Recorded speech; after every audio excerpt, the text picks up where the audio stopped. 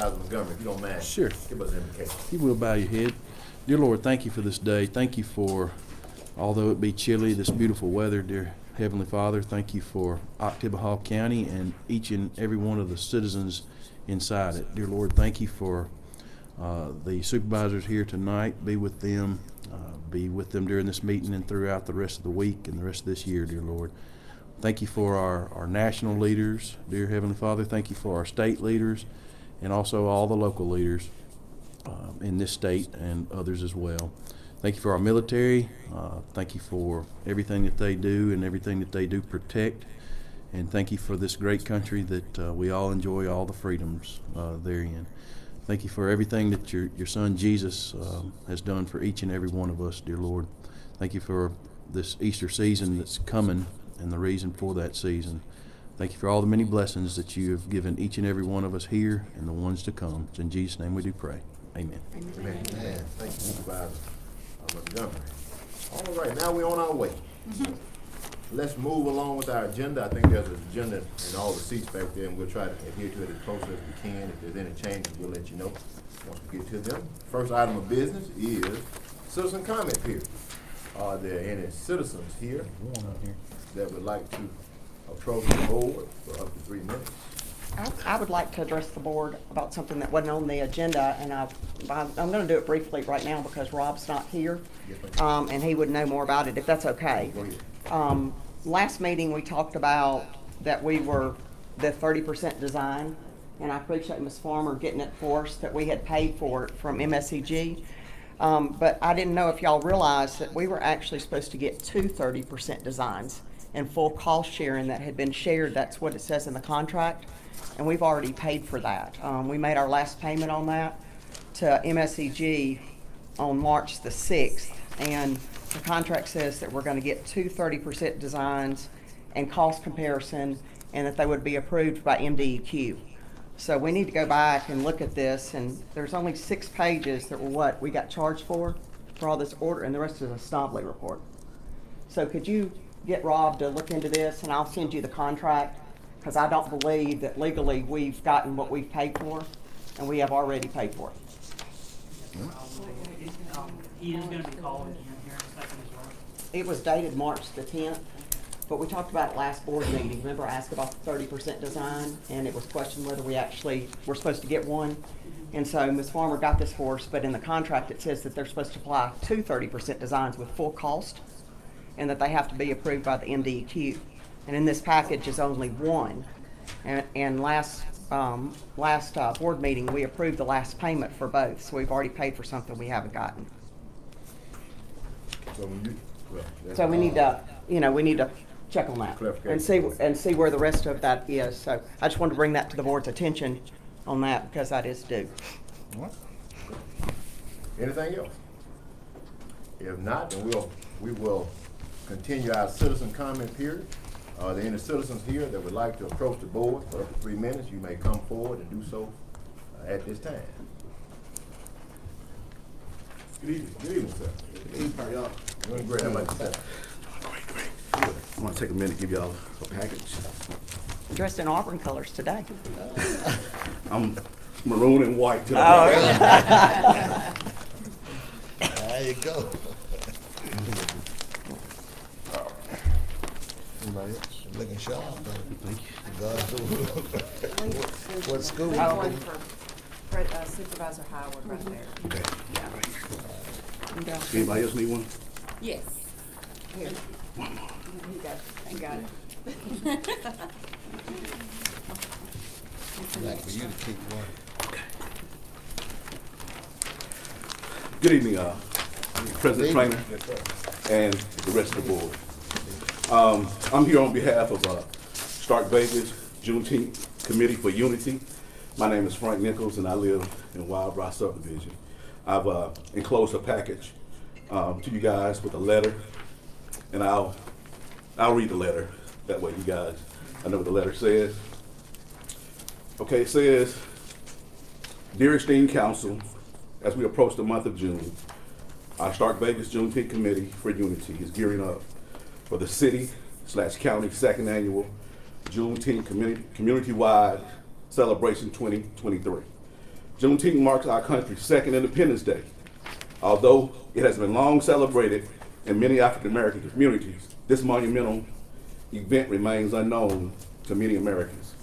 Juneteenth became a federal holiday in the United States, June 17, 2021, the first federal holiday approved by Congress since Dr. Martin Luther King Jr. Day, 1983, becoming only the 12th federal recognized holiday in the United States to include New Year's Day, Martin Luther King Jr. Day, Inaugural Day every 4 years, President's Day, Memorial Day, Juneteenth, Independence Day, Labor Day, Columbus Day, Veterans Day, Thanksgiving, and Christmas.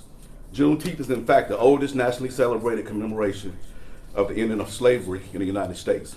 Juneteenth commemorates African Americans' freedom and emphasizes education and achievement. It is a day, a week, in some areas a month, marked with community-wide celebrations, picnic, and family gatherings.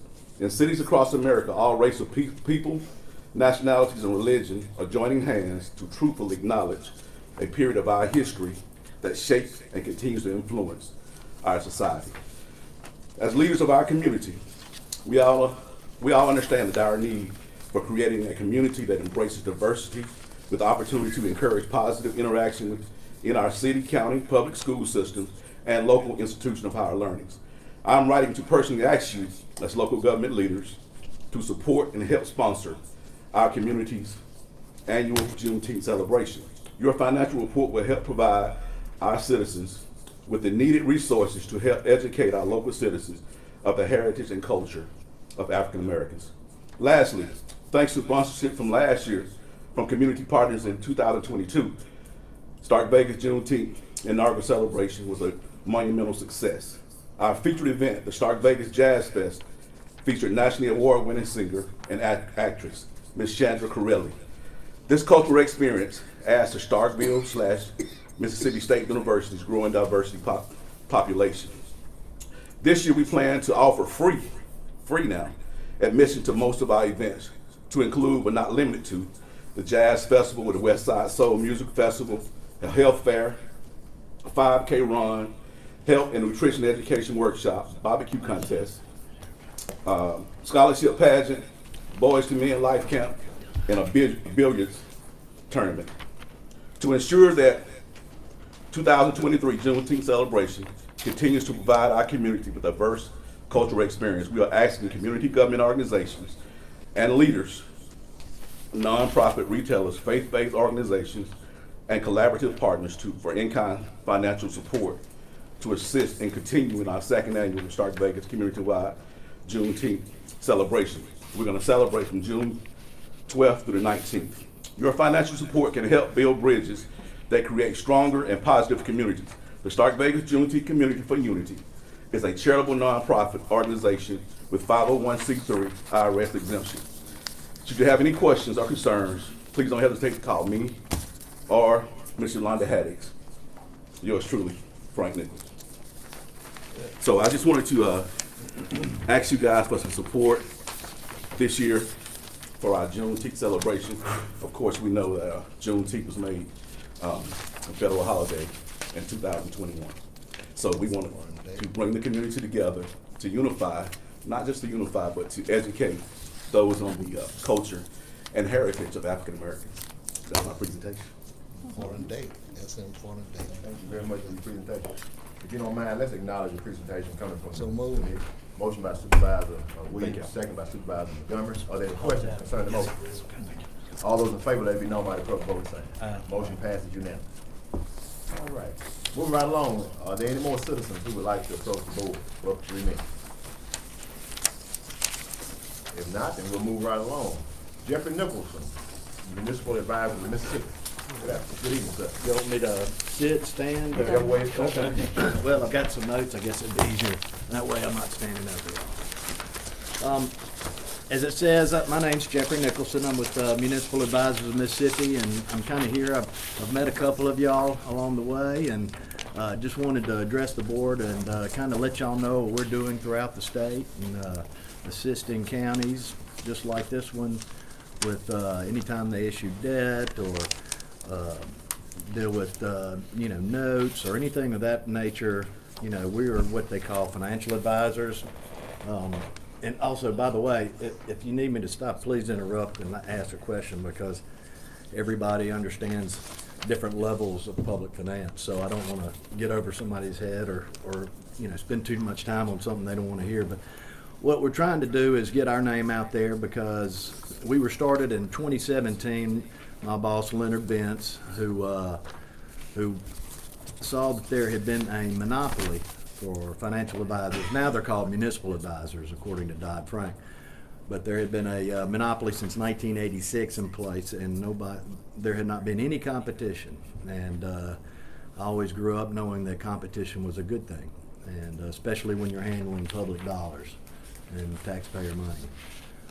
So we started this, slow growth at first. We've really kind of hit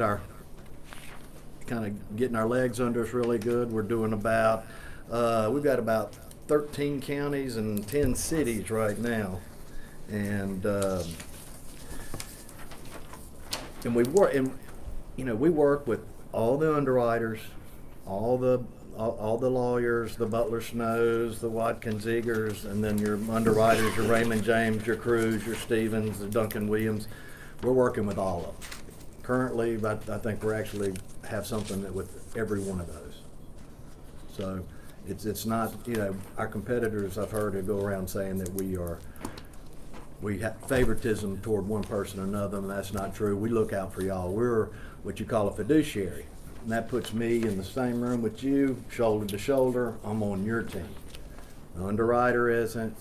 The attorney is to a certain extent, but not when it comes to the financial matters. I'm kind of the guy that's supposed to protect you when it comes to the financial matters, or at least me and my team. And I just wanted to and I've got some stuff over there. Dolores, she's got it, and she's going to hand it out later. But what I want to talk to you about really is kind of the areas that we focus on. All right, one, two things. It's cost of issuance and service.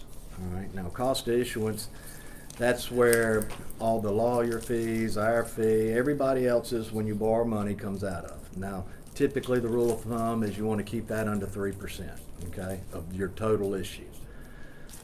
That's not always the case if you kind of look at some of the fees that have been going over the last couple of decades, but we've gotten them down. I've made a lot of lawyers and underwriters and investment bankers mad at me because I'll call them and say, look, you're going to have to come back with a different number because this is too big. We're not going to, you just have to come back with another number. So we're not scared to make people mad and fight for our client.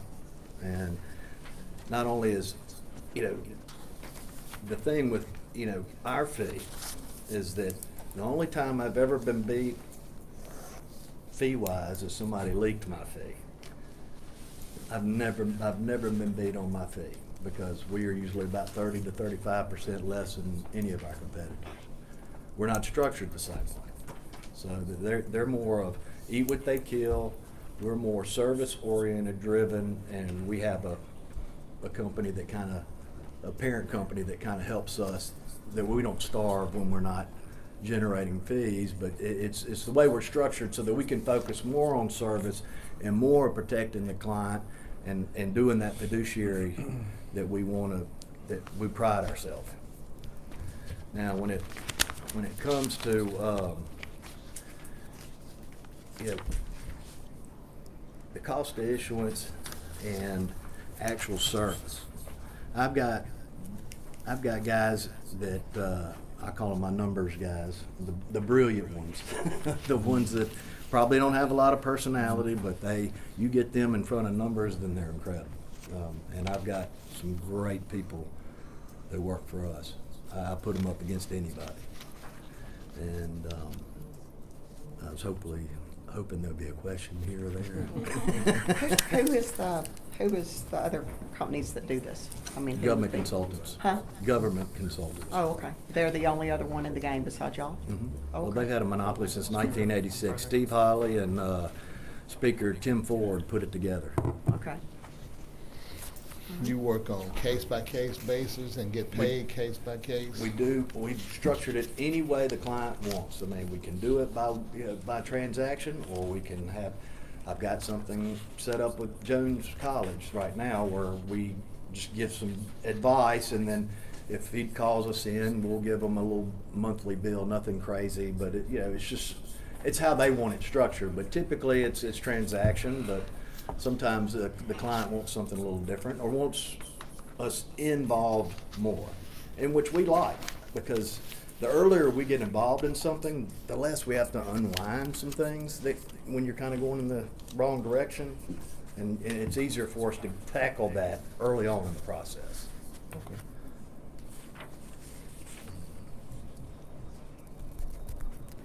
Do we bid this stuff out, or is it just a pick right now? We've always just used government consultants and Raymond James. Lindsay Ray. Lindsay Ray. Know her well. And Lynn Norris. Lynn's, I think Lynn, isn't he getting up there in age now, isn't he? I think somebody has to drive him around now. I don't know. So, but, you know, look, all we want is an opportunity, you know, just, let me tell you this, everybody that's come over to us, we haven't lost one going back.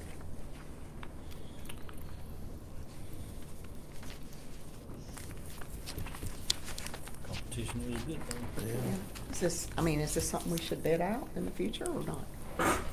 Well, a lot of people do it as professional services, which is kind of where it falls into, because we are SEC regulated. I have a Series 50 and a Series 54.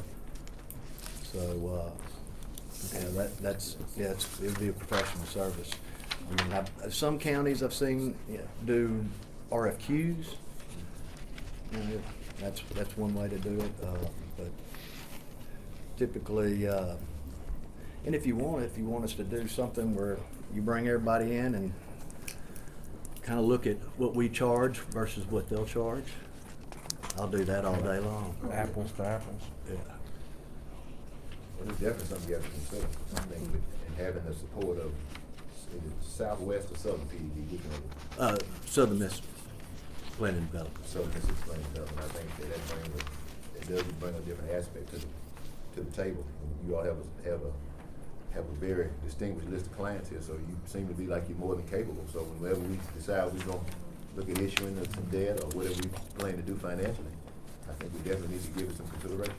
Well, since Of a course, man, you know what this year is. oh, I know, it's election year, it's slow. At the same time. But you know, I mean, you play ball. I mean, we're just one on the field. At least let us show you what we can do. I think we will do that. I agree. Well, I appreciate y'all. So thank y'all for your time. Thank you. And look, my card is in those little things that I handed her. It's just something I threw together. It's got my cell phone and my email. I answer my calls and return calls. And if you have a question, and if I don't know the answer, I'll find it. Make sure I get the information as well, please. Thank y'all. All right, thank you. Thank you so much. Thank you. I got one. Okay, moving right along to the next item. We need to acknowledge the report. Oh, yes, let's acknowledge that report. Motion by Supervisor Miller, second by Supervisor Montgomery, that we acknowledge the report from Municipal Advisor of Mississippi. Are there any questions concerning the motion? All those in favor, let it be known by the appropriate voting sign. Motion passes unanimously. Moving to the next item, the P3 group, Mr. Brandon Gray.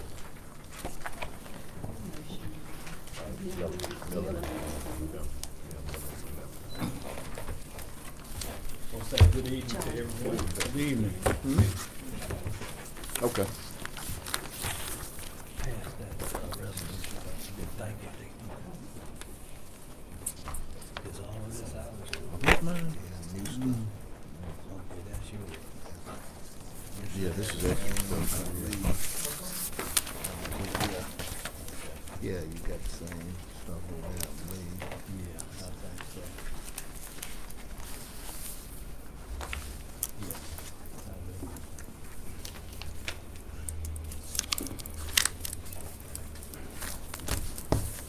do. Pass that to me. D. That's yours. Oh, it is. We need to use your phone. You have one this time? All right, just want to say good evening to everyone. I think everybody's trying to look through the package and everything, but appreciate the opportunity to present to the Board of Supervisors, and I know we have some citizens here, so good evening to all as well. So we just have a quick presentation that just kind of talks a little bit about the P3 group, who we are, what we do, and how we're helping communities, not just across the country, but also, quite frankly, across the world. And so this is our agenda. So first bullet will be who we are, our community-based approach that is very key. I guess to kind of create a little segue with what the gentleman was talking about here, our funding process, no pun intended, some of our experience and capabilities, and then why choose us.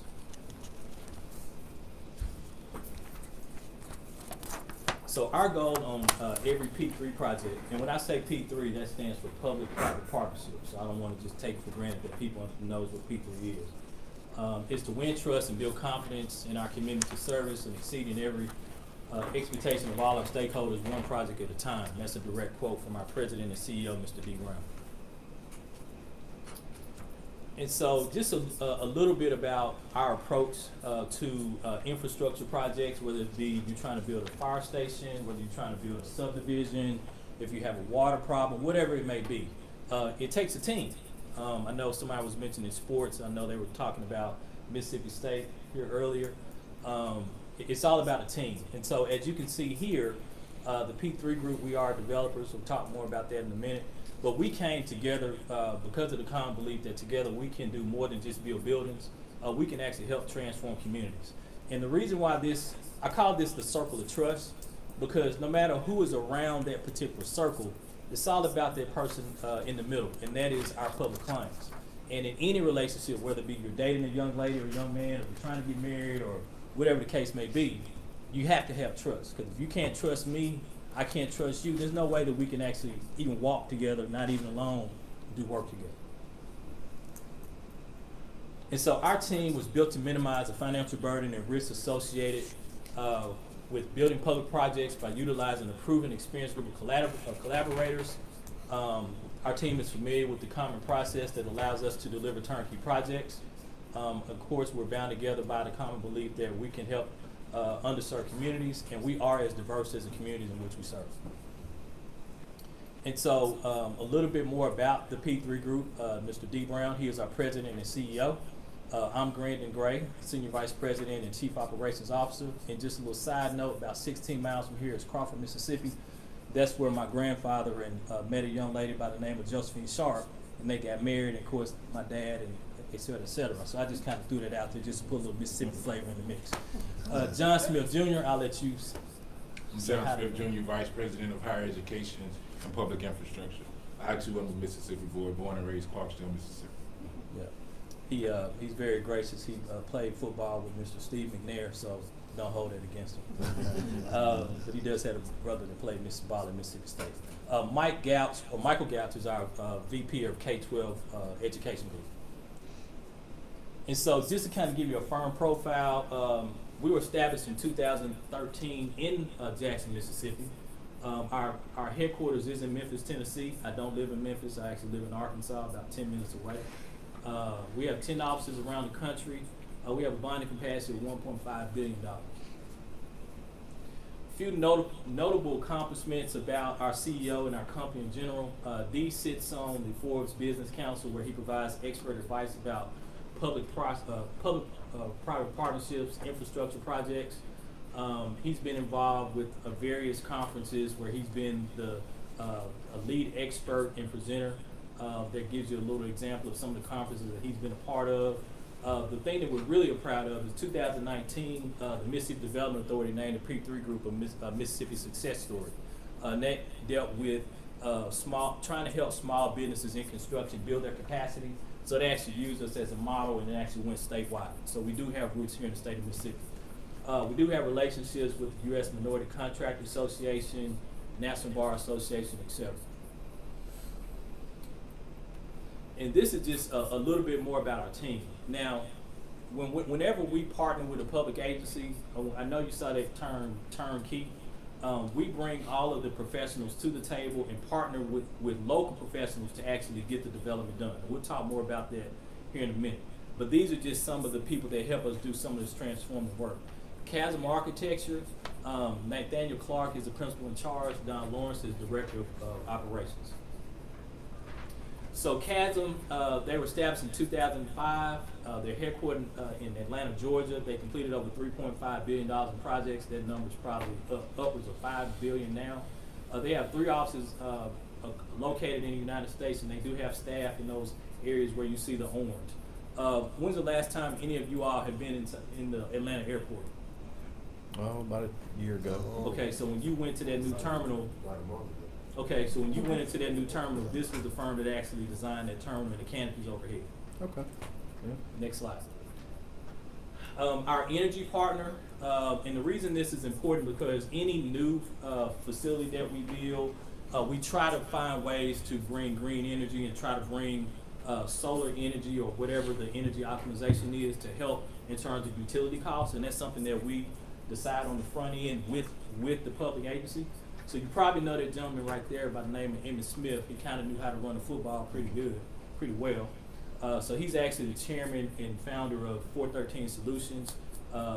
You see the other gentlemen there, David Mosley, Denver Williams, and James DeLowes.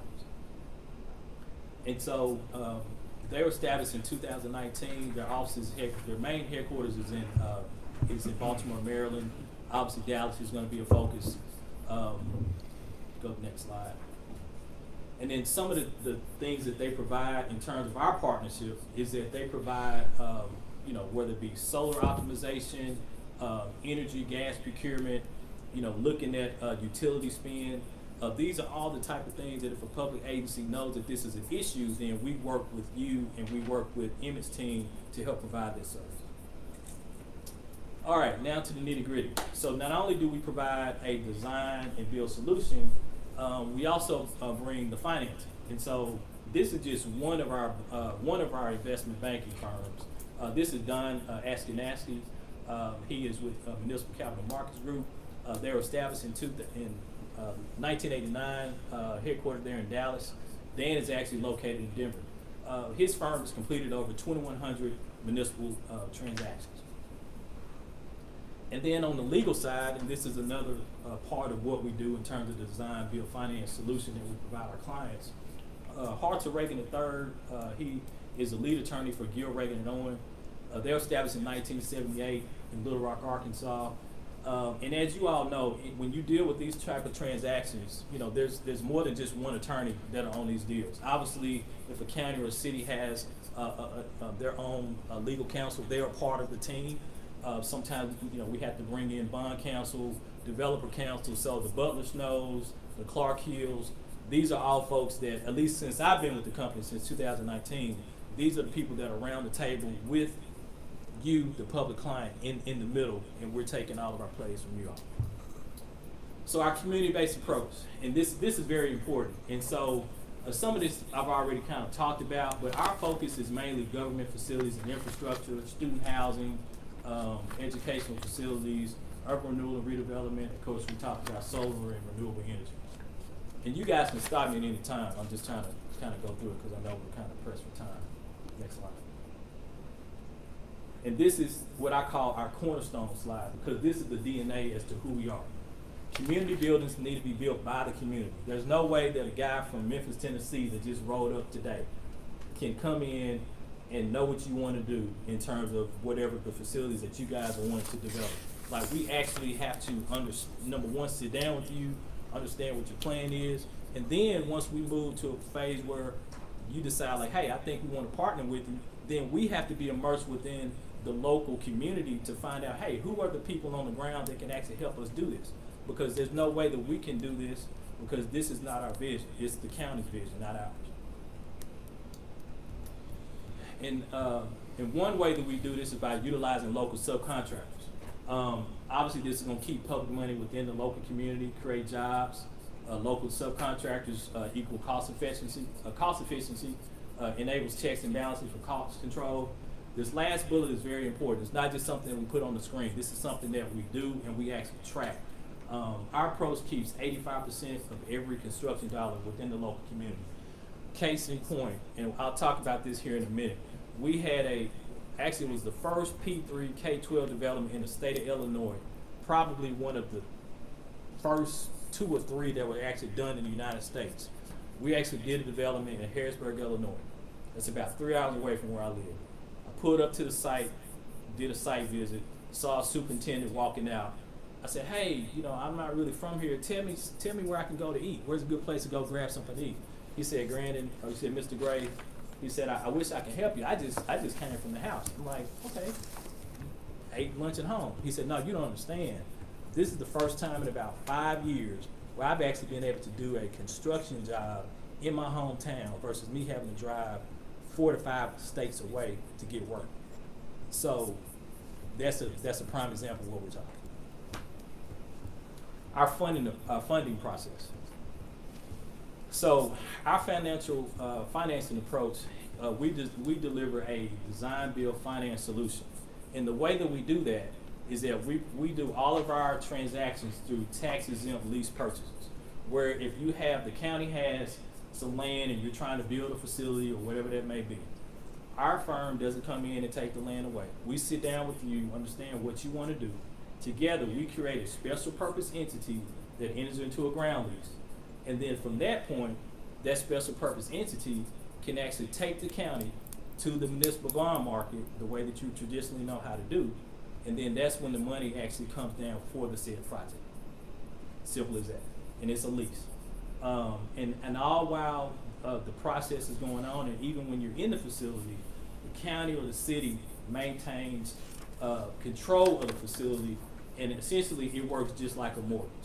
So if you and it's also based on annual appropriation. So if we say the facility is $10 million and we do the construction project, essentially our underwriters with your finance team and legal team, they set up an amortization schedule just like you do your mortgage. So essentially you're just paying a lease on the facility, and at the end of the term, whether it be 20 years, 30, 40, whatever the case may be, the county can buy it back for $1.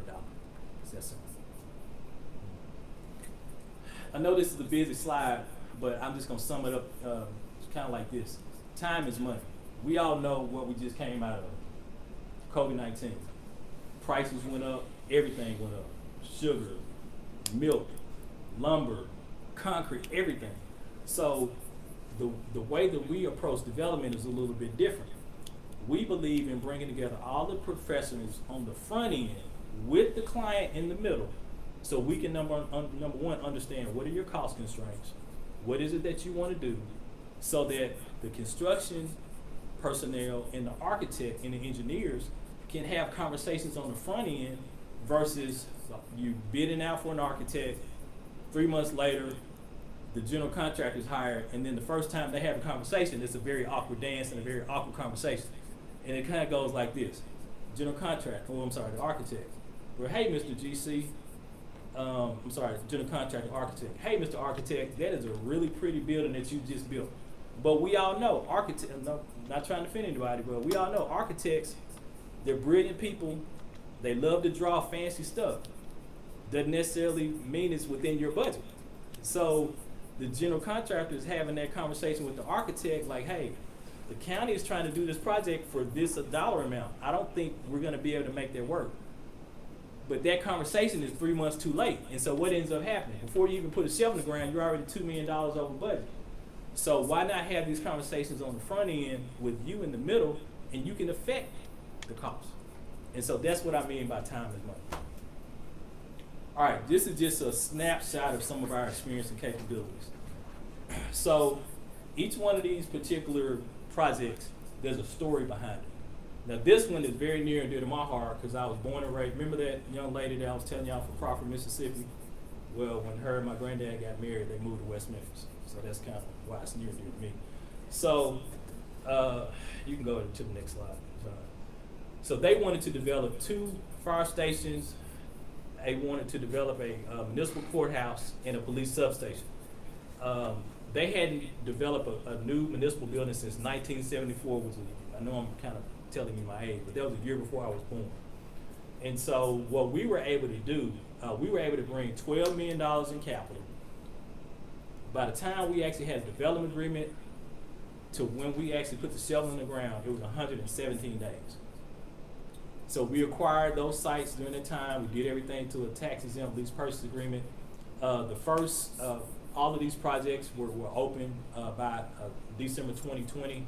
We also helped the city refund the 2006 bond series and also reissue those at a lower interest rate.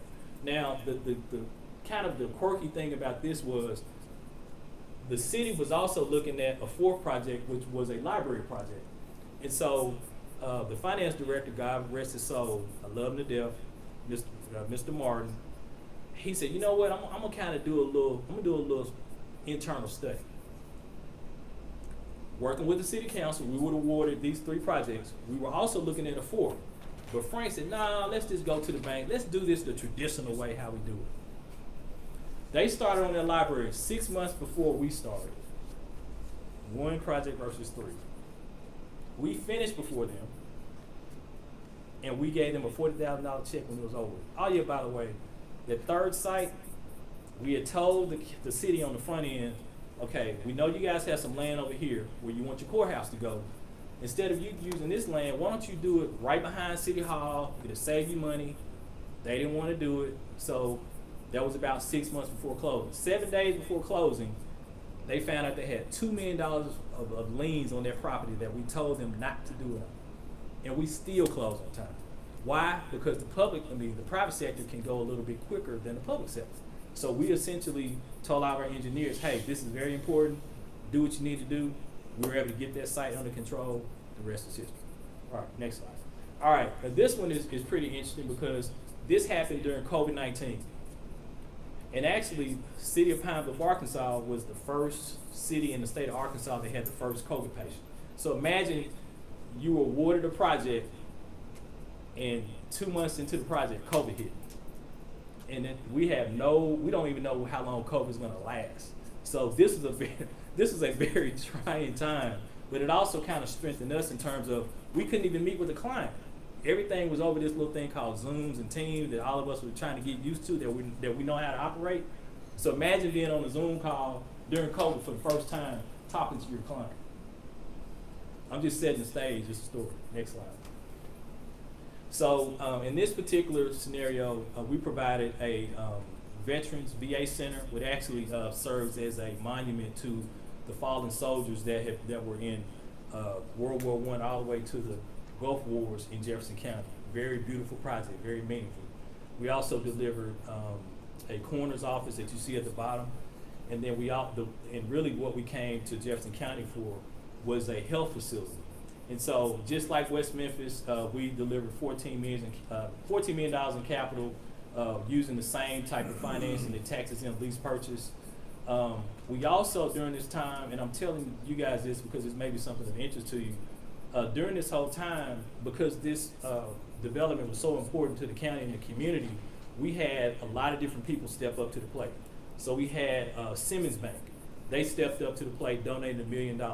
So we actually named 2 of the facilities. We named the lobby after Simmons. We actually got some donations from, we actually got about $800,000 from the state. I mean, when it was all said and done, with those donations plus a lot of the COVID funds that were coming down, we helped the county secure about $4 million. And that money went directly to the debt. And so we were able to help assist them with that. In terms of the interest rate, and this is back when times were good, riding high. I wish we could have those interest rates today. We were able to help the county get a blended rate of 2.4%. And what our underwriter did, because the county judge was like, look, I want to be able to get in and get out with this particular transaction. I know I have a new casino in town. I have revenue coming in I've never had before. I know I can't pledge it, but I can use it to pay off stuff. So what our underwriter did, they worked with the finance team of the county, and we figured out a structure where the first 10 years of the bonds, their interest rate was actually 1.9%. But once we put the medium and the long bonds in, altogether it was 2.4. But we all knew what the judge wanted to do, so we were able to accomplish that. And all of that was because it's an open dialogue, it's a partnership. We're in it together. It's trust. So we knew from the front end what his goals were, and we were able to work as a team to get that done. These are just some interior views of the health unit that I was telling you about. And this shows you some of the COVID-19 provisions. You see like the partitions there where patients come up. dividing them from staff and administrators. And this was, I know now we kind of take it for granted, but imagine this is 2020.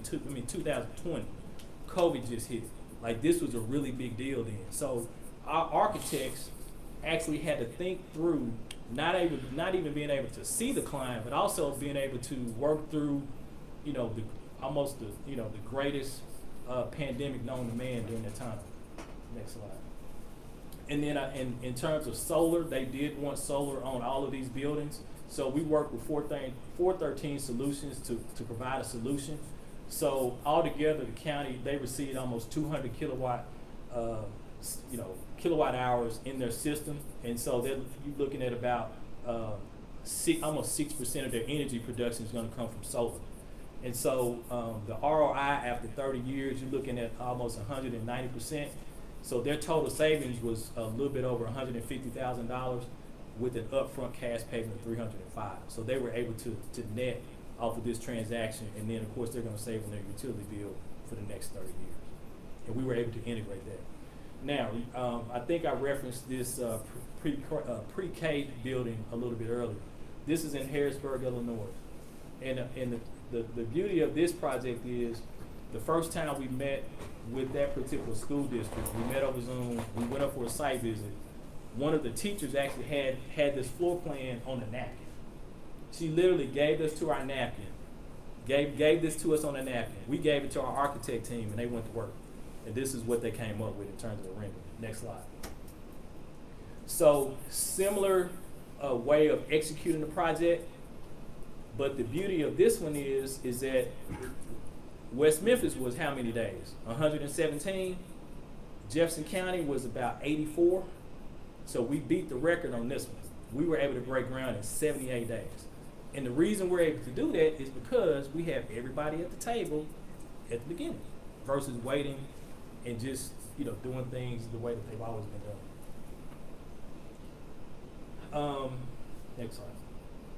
And so just to kind of summarize, and I didn't even realize you guys had a municipal advisor. I know he kind of referenced Stevens Inc., but that's actually Warren Stevens right there. So just a little summary. In the way we do development, there is no public referendum that's required. The county or the city or the public agency has ability to pledge special revenues. There are no upfront payments. So anytime we engage with a public partner, all of the pre-development costs, if we know the project is viable, our firm, we front all of the pre-development costs. And you're like, well, Brandon, how do y'all get paid? We're fee developers. Our fee is tied into the financing, so we get paid when the project is actually complete. So you're not writing us a separate check for the architect designs. You're not writing us a separate check for the engineering consultant. You're not doing any of that. We get paid at the end. And so that holds our fee to the fire in terms of accountability. Affordable payments. The way that we traditionally do development, we capitalize the interest, so your first lease payment doesn't begin until 6 to 12 months after construction. So construction period, you're not paying anything, no upfront payments, 6 to 12 months after. Construction can start as soon as 90 days. Developer-driven delivery results in lower costs and certainty of costs. And the reason I say certainty of costs is that we operate off a thing called guaranteed maximum price. That's why once we work with you and all of our underwriters and the legal team and your finance team, once we put together what we call that GMP, or that guaranteed maximum price, that's what it is. We can't come back to you 2 months, 6 months down the road. Oh yeah, that project that we said is for 10 million is now 15. We can't do that. If so, then we got an issue. Of course, I talked about deferred payments. And then the last slide, just in summary, y'all see that guy there in the orange shirt? Remember I was telling you about the guy that went home and ate lunch? That's him right there. That's in Illinois. So quick delivery method creates a hedge against inflation, doing everything on the front end. The construction risk is transferred to the private sector. Lower interest rates. I know the times that we're in, but when you're doing essential projects, municipal bond financing, the rates are still, it's not a commercial transaction, but it's still lower than compared to commercial markets. Lower project delivery costs, and then obviously we're dedicated to client service. So that's the end of our presentation. I know I kind of went that fairly quickly, but what I really wanted to do was just kind of show you who we are, what we do, and really just tell you, give you a snapshot of some of the work that we're doing in other communities that are similar to Tippecanoe County and also Starkville. Because as you know, people are people. They have the same needs. They need courthouses, they need fire stations, they need schools. So we've been able to do that, and I just want to give you guys some examples of how we do it. So, any questions for me?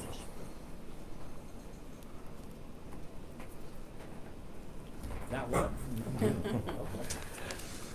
I think you covered it well. Have you helped any with identifying funding sources? So, sorry, my voice. So in terms of funding sources, so when it comes to that, we try to keep that, whoever the municipality is, we try to keep that in this lane, but we can assist. For an example, with Jefferson County, during the time when COVID first hit, that's when all the ARPA funds were coming down and all these different funds from DC that we've never seen before. And so in some ways, we were a little bit ahead of the curve. And so remember all of those COVID-19 designs and all of that? Guess what? Remember that 149-page document that came out that says what you can and can't do? Our architects and our engineers and consultants, they were already taking notes. So all we did was give the county the information, so when it came time for them to apply for those funds, it was a no-brainer. Every other county and city were sweating bullets. They were trying to figure it out. We were able to, so that's kind of how we operate. So I think maybe another part of your question may be, let's say you have a project, you need it yesterday. We can bring the funding like yesterday, but that still gives you an opportunity where, whether it be fundraising or whether that be, hey, we know the DRA has some funds over here, or we got this grant that, remember that Jefferson County, that was Jefferson County, that's what they did. But the judge knew that he had a cash cow, he could be a little bit more aggressive. So that's where having that open conversation is very key. When we're successful, or when we come into opportunities and we actually like meet you, get to know you, and then everybody is like open dialogue. Hey, this is what we want, this is what we can do, this is what we can't do. When you treat it like a team, you can accomplish a lot. But when you have your fist closed and you're doing this, there's nothing that we can do. So I hope that answered your question, but I kind of want to give you a little bit more flavor. Anything else for Mr. Gray? If not, we can just acknowledge this presentation and we can move forward. Motion by Supervisor Williams, second by Supervisor Howard. Are there any questions concerning the motion? All those in favor, let it be known by the vote sign. Motion. I do have one question. Yes, sir. Where's a good place to eat? Man, What's your palate for? Yeah. It don't even matter. Just don't eat at a chain restaurant, 'cause we have a lot of Yeah, good. I'm not. Trust me, I'm not one of these kids where you go to like a fancy restaurant. Like, okay, what do you want to order? I want chicken tender. We have a lot of unique places here to eat. Okay. Little Dewey is kind of Okay. famous. Famous. Yeah. All right. Thank y'all. Thank you very much. Appreciate you all. Thank y'all. Mr. Patrick Warner, Volunteer Fire Department update. Good, too. Sir, good evening. Good evening, sir. Good evening. All right, let's see here. I got a couple things to talk about tonight. The first one is, I got quotes. I came before the board, the last board meeting, got quotes for the turnouts. If you notice those are in your packets. I got 3 quotes. The lowest one is actually on state contract. With the board's permission, I'd like for approval to purchase those turnouts. You heard the request. What's the pleasure of the board on the matter? So moved. Motion by Supervisor Howard, Second. second by Supervisor Montgomery. Are there any questions concerning the motion? What brand is this, Pat? I hadn't seen it now. Where we at? It's Globe. Oh, It's gonna be okay. Sunbelt Globe. Globe GX XL. Okay. Well, there's gonna be Any no more question questions? there. All those in favor, let it be known by the voting sign. Motion passes unanimous. The second item is Mr. Robertson on the phone? Yes, he is. Mr. Robertson? I just want to make sure, because I want to make sure he... Oh, he's on. Hey, can you hear me, Rob? I'm sorry, I'm on mute. Okay. You can hear me. I just got an amendment to the non-discrimination policy. All I did was take a couple words out, but I just needed that for an approval. Shouldn't be much to it. You should have received it by email earlier this week, but What did you take out? I'm trying to remember off my head here. I just took out read it, some. I thought it was fine. I just took out some wording on the language of it. It basically went from 3 pages down to 2 pages, so I didn't add anything to it. I actually took some out to make it simpler. Can we table this until the next board meeting? I'd really rather Sure. just make certain that I'm covering you before I. Yes. Table that portion of it, and we'll come back to it next board meeting. Sure, no problem. All right, thank you.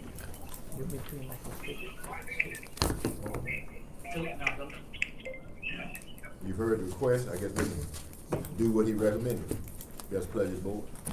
Motion by Supervisor Montgomery, second by Supervisor Howard. Are there any questions concerning the motion? We're gonna table this action to the next meeting. All those in favor, let it be known by the proposed sign. Motion passed unanimously. I do have a question about the turnout gear, and I'm just Yes, sir. asking generically, is what, if any, what kind of warranties on that, do you know? We do. I just didn't put it with there. They do warranty all the gear for wear and tear. The normal wear and tear, they don't warranty that. But if there's any defects or anything like that, they will warranty Seams it. and things like Yes, that sir. start having, okay. Yes, sir. Just And making I'm sure. sorry, I just didn't put that in there. Well, actually, Globes is in there, right there. Okay. I have a copy of it right here. I might not have put it in yours. Just send me a picture of that. Yep. That way I'd like to read it. Yes, sir. Because I know how sometimes that, you can get a bad batch, you know what I mean? Yes, sir. These are full sets of turnout? Yeah. Yes, sir. Coat Same tank. coat. No boots? No boots, nothing like that. The third thing I wanted to talk about was the Sturgis addition. I know we had brought it to the board about getting the station add-on. I wanted to cross my I's and dot my T's before we went to bid it out. And I talked with Mr. Pritchett because he's used to bidding out some things. And we also talked with the state auditor on this. And Bond Blaylock. We discussed it with them, and since this is just an add-on addition and it's not gonna just be a whole lot, Mr. Blaylock felt like it would be better if we just took estimates on it, because if we bid it out through him, he's gonna have to do the architecture on it, and then he's gonna have to come up with all this, and he's gonna have to bid it out, and it's gonna raise the cost that much more. And he felt like it would be better in as the county, his best interest is just to take, get What estimates. is it gonna be, just a bay? Two additional bays. 2 bays, Yes, so sir. it's a slab. A slab, doors. a slab, and 3 side tins, and that's it. 2 doors. Yes, sir. No water, no nothing on it? No, sir, because the original station already has water hooked up to it. Just electrical, I imagine? Yes, like sir. this. And I can provide you with the specs on that. That's no problem. All we're doing is putting 8 LED lights up top. So we will, let's direct him to proceed to get quotes for the construction. I make a motion to get quotes on the addition for the Sturgis Fire Department. Motion by Supervisor Montgomery, second by Supervisor Miller. Are there any questions concerning the motion? All those in favor, let it be known by the proposed sign. Motion passed unanimously. With that being said, I'd like to ask for the board to approve Mr. Collins to come out there and do the dirt work. That's going to save us a good bit of money. Mr. Victor Collins, I discussed it with him. It's going to save us a lot of money for him to come out there and just lay down a pad for us to pour the concrete on, and it saves us a bunch of money that way, instead of having somebody else, whoever the contractor is, whoever put the bid in, is going to bring their equipment. All right. Motion by Supervisor Montgomery, second by Supervisor Miller. Are there any questions concerning that motion? All those in favor, let it be known by the voting sign. Motion passes unanimous. And the last thing, and I'm sorry, last thing on the list tonight is we have a water tank that's out on 182 going toward Edenton. And the name of the road has slipped my mind for some reason. John High. Yes, sir. I'm sorry. It's in that little corner right there. Yes, sir. It's on a little corner. It was put there many, many years ago with the intentions to put up a water tank to supply Edenton Fire Department. Within that time, Edenton has gotten another tank and it's put up right there at their station. This land was owned by somebody. It was sold to Mr. Lindley from the Welding Works. He now owns the land, and he's wanting us to move the tank. The tank is considerably very large. Mr. Collins went out there and looked at it for me to see if he could move it. I think we're going to have a hard time moving it, and I don't. Mr. Collins, you want to chime in? It's going to be very. I don't know if we can move it or not. It's so big. We just don't have the equipment to lift it or move it. Is it any good?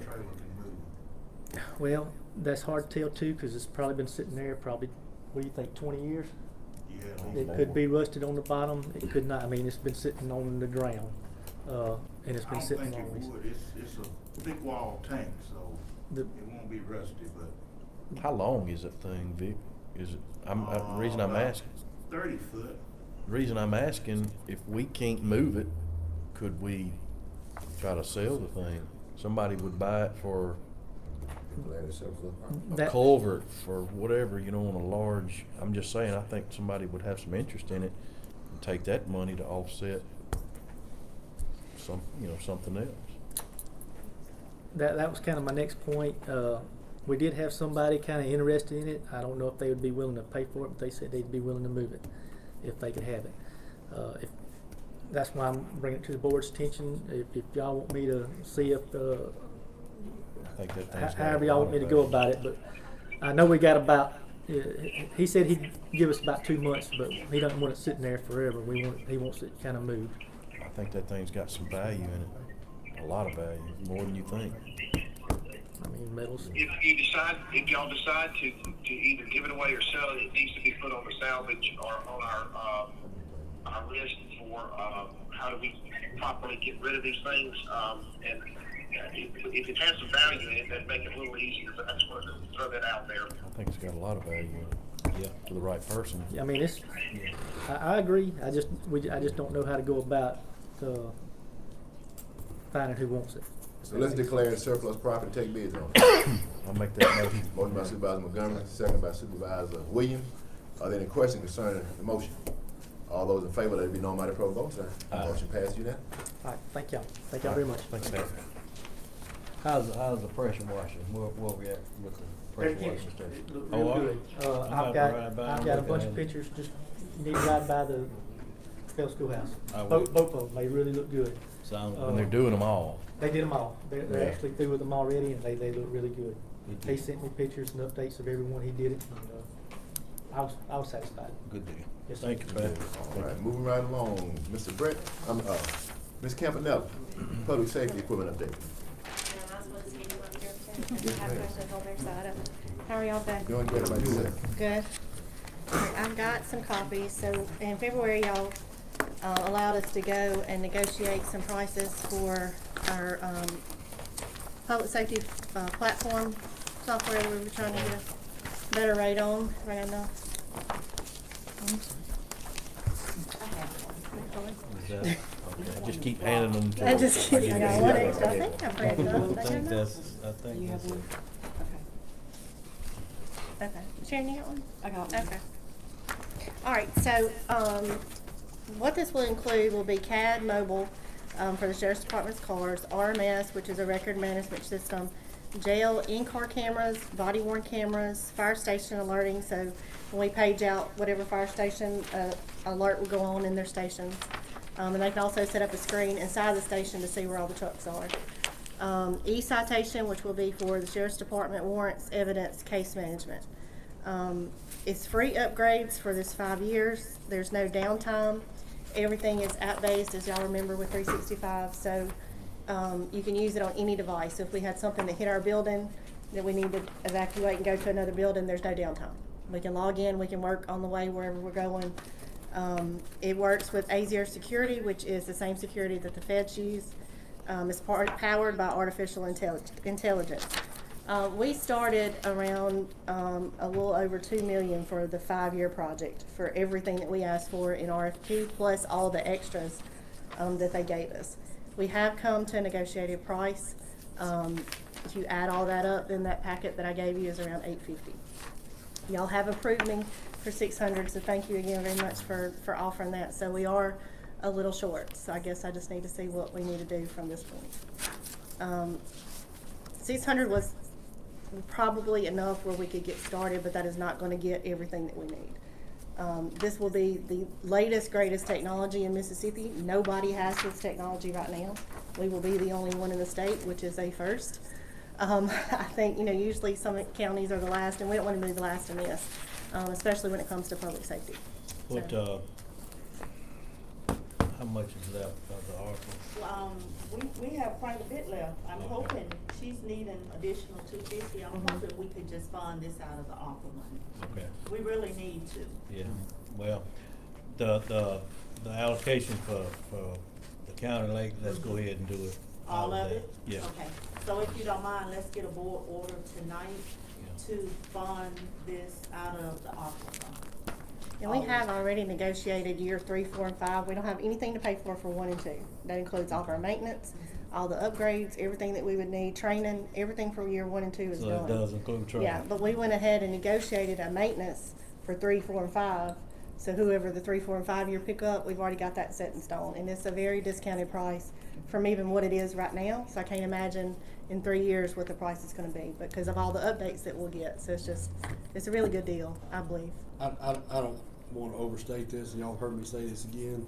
This is the difference from going from written reports to computers, from going to an ASP baton to a taser. This is a technological leap that Kristen and I have been trying for several years to make. Being the first, I think, is going to help us. As you well know, law enforcement and emergency services around the country are having problems with retention. A lot of it, I think, has to do with the app-based systems or outdated systems that we're using. This is app-based. This is what these young people are used to using on their cell phones and everything else. This integrates all of that technology they're used to using into a format that they can get in the car day one and start using with very little training. So it's a huge deal for us. Huge deal for the county, I think. Sounds great, sounds good. All right, so we need 2 board orders, 1 transfer and then 1 approving them. One approving to fund this through the ARPA funds. That's pretty much all I need. Because they'll do it in phases, so this. Yeah, I did attach a payment schedule to your packet too. So there's 20% when you agree to the price, and then there's different levels, and it's all within that first year. But their implementation schedule, they're estimating 4 to 6 months, and a lot of other vendors are 12 to 18 months. So our goal is to have this done, ready to go in December. So what's the pleasure of the board on the matter? So moved. Motion by Supervisor Howard, second by Supervisor Montgomery. Are there any questions concerning the motion? All those in favor, let it be known by the clerk vote sign. Motion passes unanimous. Thank y'all so Thank you. much. Thank y'all. Thank you. You need another board, no board on the transfer. Nothing to transfer. That one. Captain White. Well, this is a good segue into what I was going to ask for. I was coming before the board to ask permission to apply for a Homeland Security grant. And as a matter of fact, one of the areas of primary concern and primary focus for the grant this year is the use of license plate readers, LPRs. They have indicated a desire to fund those as much as possible. 365 Labs manufactures LPRs, both static and mobile, that integrate fully into this system, and it's my intention to fund those systems from 365 Labs based on y'all's approval to put LPRs up in the county, on the county borders, through this grant. All right. Motion for approval. Motion by Supervisor Second. Williams, second by Supervisor Miller. Are there any questions concerning the motion? All those in favor, let it be known by the clerk vote sign. Motion passes unanimously. Thank you. very That much. lets us know what's coming in and out. Yes, sir. Moving to the next item, Mr. Victor Collins, Road Department update. Evening. Good evening, sir. Evening. Yes, sir. I'm trying to make it fast and quick.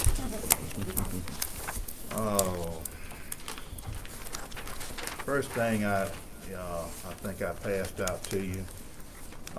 We talked about the trees and all that was in the county that was dead trees, and actually we did a survey, and actually you can go on each one of these roads And that tree, those trees that's there has actually been marked. So they marked in red paint. Noticed a You lot can of see them and have been counted. Is, you know, we talked about the last meeting with Supervisor Miller mentioned using a contractor, tree. So my thing is, do we want to go ahead on and get that? The reason I did this survey, I guess I need to say that, is because if you're gonna hire somebody to contract this, they gotta have an idea of what they're looking at to give a price quote on it. So that's why we went out and did this. And this is only on the paved roads. And you know, we're gonna do the gravel roads later on, but I figure this is where traffic is moving faster and safety issues are more needed on those first. That's my opinion of it. Are they gonna charge us per tree or what? I mean, 'cause it's like got 82 in one district and 129 in the other. I mean, total of 432 trees. So do you know? Do we know yet? Not yet. Okay. That's the reason you know, I'm coming to the board now to say, do we want to go and now have a couple of groups to look at this? And I think more than one, definitely. Yeah. I mean, we need to get a bid on it, I think. I think, yeah, and just, they'll bid it as a job. Yes, I think. Not about the tree. Not about the tree, the job, Yeah, but to I do them mean, all. To do the All whole- 400 and haul them off. 432. All right, do y'all want them hauled off, or do y'all want us to haul them off? You want them to take care of the hauling? I think, I would bid it both ways. I mean, you know, just yeah, bid it. with and without, but it'll probably be cheaper with us hauling it. Well, I know, but I just wonder how long we'll get them. What I'm saying is we got to clip and do all this other stuff and road build and everything else this summer. I know everybody's wanting so many projects done, so if we cut trees down and we're expecting our guys to do that, we only have so many guys. We will have a lot to do. Yeah, that's very time consuming to haul. It is. I mean, Yeah, But that's a good idea to get it both ways. Get both a bid ways. both ways. Haul We'll them, know haul if the them juice off. is worth the squeeze. And be kind to the small contractors too. When you put it together, Mr. Carter. Yes, sir. So I think so there are quite a few guys that do this type of work. I will. All right, is that something we need to advertise for? Yeah. Yes. Okay. I'll make that motion. Motion by Supervisor Montgomery, second by Supervisor Miller. Are there any questions concerning the motion? All those in favor, let it be known by the provost, sir. Motion passed unanimously. All right, and I gave you a package, and what this is to inform you of what road is in what maintenance district now. You know, we have 4 maintenance districts. This is a package that'll tell you what, you know, who you're looking at to maintain certain roads. So we went in and got this together for you, and thanks to my team, they did it in a timely manner along with Toby's help. That's good. We like that. If there's anything we already approved this, so I guess. Yes. This is just something to give you a guide. If you want to find out what road is in what maintenance district, all you have to do is go to that guide and it'll tell you. Sounds good. Okay, next thing. We've come in and y'all approved us on a truck. Well, that truck left before we could get it. And so we're back again, and I'm gonna let Mr. Lois come in and help me out on this. The audit department asked us to have you to word this in a certain way, and I'm gonna ask Mr. Lois to. Yeah, the last board order was specific to the dealership. So what they recommend we do is get a board order saying, to the first order, to the first bidder. However, if they fall through, we can move forward with the second one. So we just need the wording to say to the first bidder if available. If not, we can move to the second. Lowest first bid? Lowest or? We're not Okay, doing off the lowest well, we had price, to, just- they had us to go back and redo it, so we had to Okay. go back and get rebids. And it should be, did you have it, There's Mr. Lowe? Yeah, that's a, They on the table. Yes. yeah, Supervisor, I guess that would be just understood. You go with the lowest bid, it's so close, I mean, hey. But if that one's not available, you You go to the automatically next. go to the next one. Motion for approval on that one. Motion by Supervisor Williams, second by Supervisor Montgomery. Are there any questions concerning the motion? All those in favor, let it be known by the pro vote. Motion passed unanimously. Okay, now, have y'all seen the pictures? Supervisor Miller's got a little problem, and I don't know exactly what to do with it. And what's going on, if you'll look through that picture, look through your pictures, I'm gonna show you one right here. The reason is so important. I believe it's the second one on the page. By the road, yeah. Okay, this is our road, and part of this water is actually laying against the road bed. So that's causing our road bed it's actually eroding where the water comes in, and it actually making it soft. So the lady wants to use this water she says, as I guess a lake. I hadn't talked to her. I'm going on what the beaver man told me when he went and got in touch with her about taking the dam out. She wants to build a lake, and she's letting the beavers help her. We have talked to her even before when Mr. Bagg was here, so Yeah. go ahead, yes. So we've got to come up with a solution to say that this water gets up within 3 feet. Right now is within 3 feet of the top of the road. It's you can't see it. This picture didn't come out real good, but it is actually getting within 3. The last time they got to it, it was within 3 feet of the road, the top of the road. Is the incline of the road what's actually holding the water? The road, yes. Yeah. The Well, if road, you look on the third picture, Supervisor Howard, you look up the bank, you can see where it's already eroding it out right there, where the that's- road bank is actually holding the that's water. the If you look from this yeah, angle you right can here, you can the see third it better on picture. this one. Yes. Right. That one that you're looking at? No, okay, I saw it. Yeah. Well, usually the case is that we have to legally have the right to go on that property. The beaver has to affect the road. Well, then we have to look at it, I guess, now in reverse, and it'd be a Rob question. If the beaver's affecting the road, do we, the county, have the right to go on private property or to prevent the beaver from destroying the road? So that would be the legal question. The water that the beaver's damming up. Is getting to the road's bed. Do we have the legal right to go on that person's property, catch that beaver that's causing the problem? Yeah.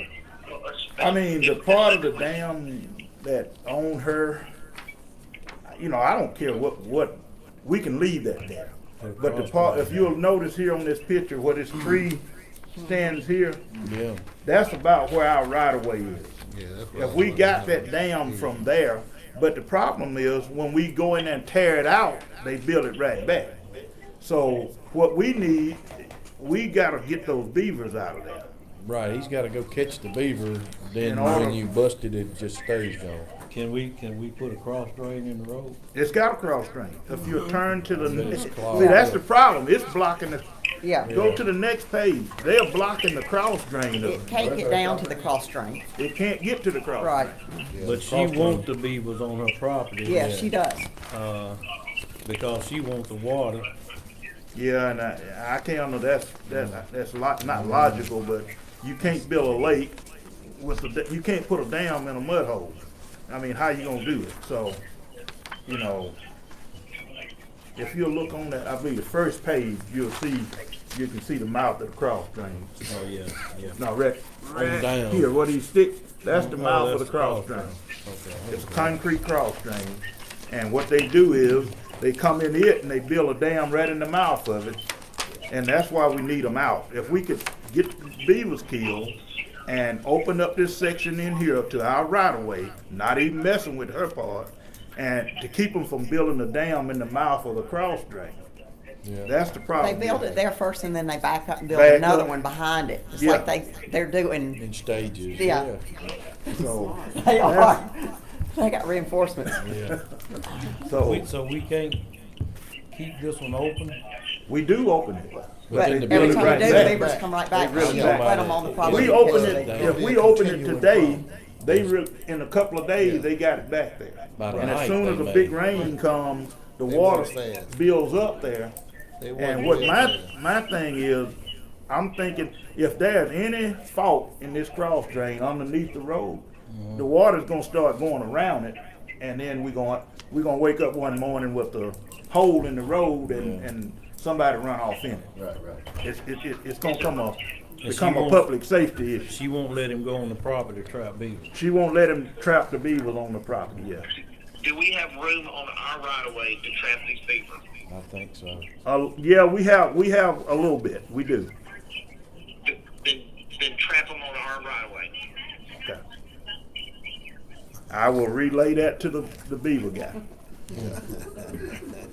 Hey, it sounds like a funny problem, but I'm gonna tell you what, it's a major problem. It's a major problem, it is. Yeah, beavers, yeah. Okay. So, All right. that, you satisfied with that? Yeah, as long as we're on our right of way, because, I mean, she wants them on her property, so. All right. So I guess we don't need to take any, spread anything across. Go ahead, Okay. Yeah, I'm good. Next thing, I think in the last, I believe, is,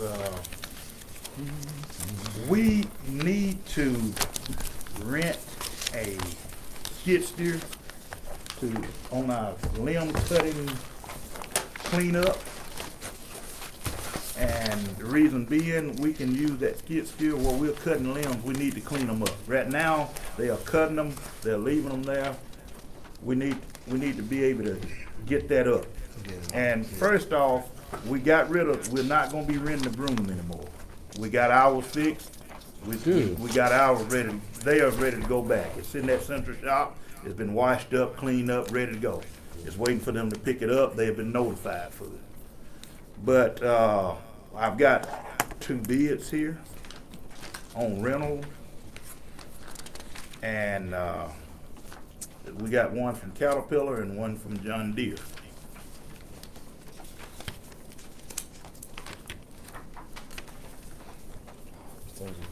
Those things are expensive. So cheap, isn't it? Yeah. Now, these bid prices, if later on down the line we decided to buy those, we could, 80% of the rent goes towards the purchase. Is that on both of them? That's on both of them. Both of them is that way. On the John Deere one, it's stated in there. I saw that, yeah. And the other one is the same. I may have left that page off that says that, but it's the same way.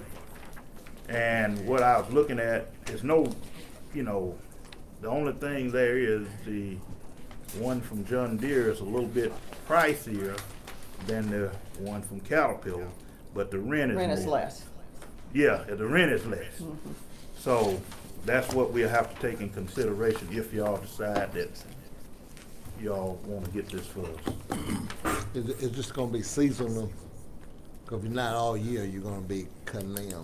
That crew is gonna be cutting limb until everything is gone. Right. So they'll be using it, as much as they have to. Because we're gonna rent the cheaper one right now to start off with? Yeah. Okay. The John Deere? Mm-hmm. Okay. All right, can we get a motion second to that effect? Motion by Supervisor Miller, second by Supervisor Williams. Are there any questions concerning the motion? All those in favor, let it be known by the public voting sign. Motion passed unanimously. Right, and I think that cleared me up. All right, let's motion second, acknowledge the road manager report. Motion by Supervisor Montgomery, second by Supervisor Miller. Are there any questions concerning the motion? All those in favor, let it be known by the public voting sign. Motion passed unanimously. Have a good evening, Mr. Collins. All right, ladies and gentlemen. See you soon. All right, moving to county business, Ms. Livingston. I've got one thing. Back on March the 6th meeting, we did a board order. It was, I need to have it corrected. We had in the board order that it went to N.L. Carson to the, Old West Point Road. Yeah. And it needs to be Falcon instead of N.L. Carson. Make motion for the Motion minute. by Supervisor Montgomery, second by Supervisor Miller. Are there any questions concerning the motion? All those in favor, let it be known by the public voting sign. That's all I have. All right. Moving along to county business, Ms. Lois Farmer. You have the payrolls in your package for approval. Motion by Supervisor Williams, second by Supervisor Howard. Are there any questions concerning that motion? All those in favor, let it be known by the public voting sign. Motion passed unanimously. You have Pritchard, District 2 invoice for 1942.22. And I'm good with both of them. Motion by Supervisor Montgomery, second by Supervisor Howard. Are there any questions concerning the motion? All those in favor, let it be known by the appropriate vote sign. Motion passed unanimously. Bill of contracted District 2 invoice $40,463. Motion by Supervisor Williams, second by Supervisor Howard. Are there any questions concerning that motion? All those in favor, let it be known by the appropriate vote sign. Motion passed unanimously. Pritchard Engineering, District 3 invoice $36,591. Is that for the That's the same ones that we've been tabling. table? Table 4 and 5. 4 and 5. All right. All right. So we'll move to number 6, Pickering Farm invoice, $4,620. This is the one you. Hey, Rob, you're not muted. Let me back up. Let's go ahead and make it an official board order to table 4 and 5. I motion that we table 4 and 5 invoices. All right, second by Supervisor Miller. Are there any questions concerning the motion? All those in favor, let it be known by the appropriate vote sign. Motion passes unanimously. All right, number 6, Pickering Farm invoice in the amount of $4,620. This is the one from the last meeting. You all wanted more information, so I have that stapled to it this time. I move, so move. Motion by Supervisor Howard. Second by Supervisor Montgomery. Are there any questions concerning the motion? All those in favor, let it be known by the appropriate vote sign. All those opposed, same sign. Motion passes 4-1. You have the Massett MAS Insurance Trust quote proposal for the coverage period of April 1, 2023 through March 31st, 2024. Motion by Supervisor Williams, second by Supervisor Montgomery. Are there any questions concerning that motion? All those in favor, let it be known by the appropriate vote sign. Motion passes unanimously. Regional Transportation Plan, the Wingo Way appropriation request, they wanted support from the Board of Supervisors. What, is that just a letter of support? It's not obligating us to anything? Yeah. Okay. Motion by Supervisor Williams, second by Supervisor Montgomery. Are there any questions concerning that motion? All those in favor, let it be the appropriate vote sign. Motion passes unanimously. MSU Psychology Department Cooperative Agreement. Again, that's just support? Yeah. That was the Well, that's what we pay them. We pay them. Okay, okay, oh, yeah. We pay them. The Yeah. only thing though, is that something new with the health insurance for the, No, that has for the nothing. students? No, that has nothing to do with that. We've been paying this for years. It's on Yeah. the county Right. court now. Sharon Right. used to do. It was But on, I- it used to but I be for know. youth court. Yeah. Right. But that did catch my eye too, because it said insurance for Yeah, students. but That's you the reason didn't I get my question. though. Oh. My question is that have we been all the time paying for the insurance for the for students. the insurance I think it's just for the student workers? Yeah, it's just the psychological part. We don't cover the insurance. No. Well, it is It here. says in there. It says in Well, here you want that we, table, I mean, you don't have to sign that we it. cover their insurance costs. Now, they get paid, those workers get paid. $833 a month, $833.33. Yeah. $800. But it also in there that we pay for their insurance costs too as well. You want to table Health it? insurance You want costs. to table it and then I get more clarity on it? I think it might be best. Okay. Yeah. Motion I by saw it Supervisor somewhere too. Williams, It said second something by about health Supervisor insurance, Montgomery. yeah. Health insurance that on the same sentence, Any more discussion? but for the student workers. We're gonna table it? Table. All right. Any more discussion? All those in favor, let it be known by the appropriate vote sign. Motion passes 5-0. We're gonna table. Any motion is. Motion by Supervisor Williams, second by Supervisor Montgomery. Yeah, I'm in favor of it. I just wondered about Yeah. whether or not. We haven't been paying insurance. We have not been paying. That's why. It does say something about it on there. I read it too. Number 10, acknowledge April as National County Government Month. Motion for Motion by approval. Supervisor Williams, second by Supervisor Howard. Are there any questions concerning that motion? All those in favor, let it be known by the appropriate voting sign. Motion passes unanimously. Attorney Robinson and I have been talking about, and Christian, she left, about the lights. This all started from, trying to get the lights outside the safe room. And so the board gave Rob the okay to get with the city to try to negotiate something to offset that. And so the mayor put together, a letter. She spoke with Kristen about it, and I support it 100%. What they would like to do is use it for an event that they have, but they do recognize that we use a four-pole in place, and that there are some meetings that are conducted there, so if the county has something scheduled, they know they cannot use it.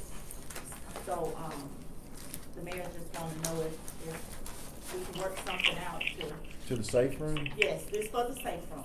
Well, yeah, I'd like to know, and I'm open to whatever. They have the Parks and Rec right there with their maintenance team. I may can help. I could possibly help with some of the things they may want to do is come up with the possibility of allowing people to play pickle. I don't know if y'all ever heard of pickle, but possibly playing pickle and other event type things. And she did say that she understood that the most important thing was safety and whatever issues that came up that the county needed to do would come first. Well, yeah, and I read that and I understand that. We would just need to try to work something out with them, whatever that may be. Like I said, they have their grounds crew is right there. They could help with possibly maintaining the grounds and mulch and things like that in that parking lot. What would be good is if y'all would give me a board order, basically giving me instructions to Work out some sort of a shared agreement. Right.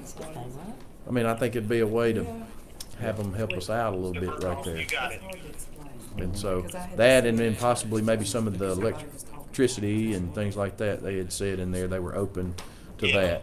Because, I think there's things that they could do in that instance that would be easier for them to do than we can do, and then there's things we can do easier for us than for them. So I think you're 100% into where Mr. Lois and the mayor were going.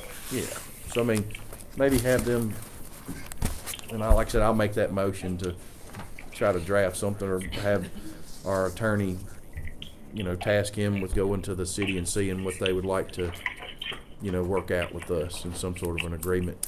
Again, with maybe the maintenance on the building and things like that, the grounds maintenance. So that'd be my motion. Yeah. Oh, sorry, second by Supervisor.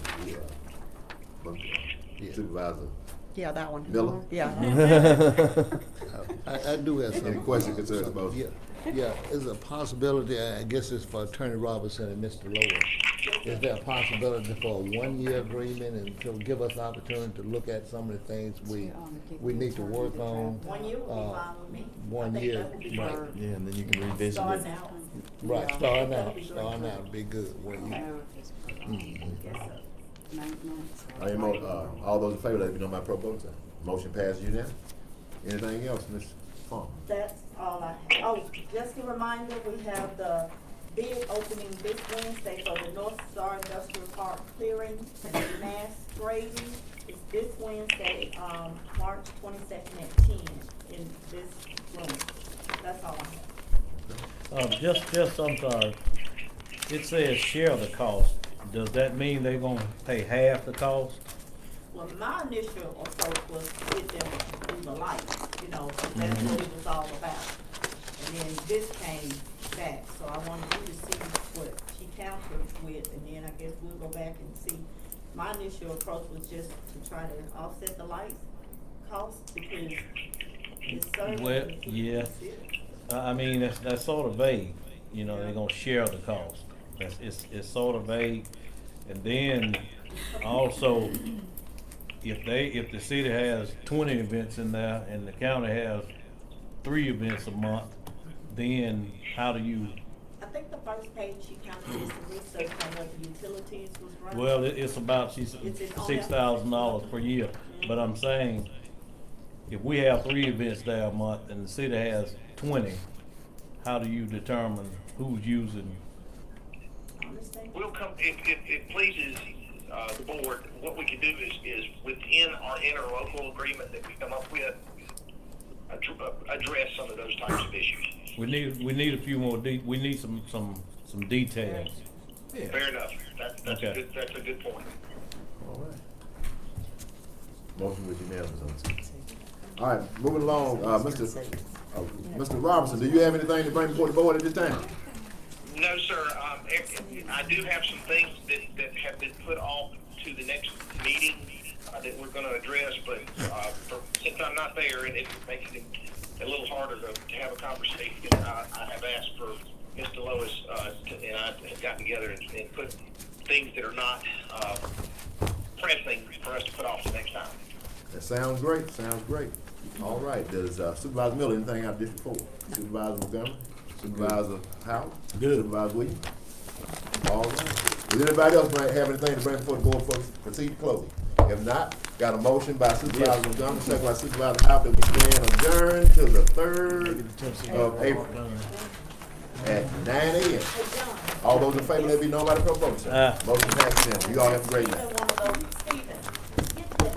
Here you go, sir. Thank you all for your patience with me. Thank you. You Thank be you, safe. Rob. Thank you. I have one.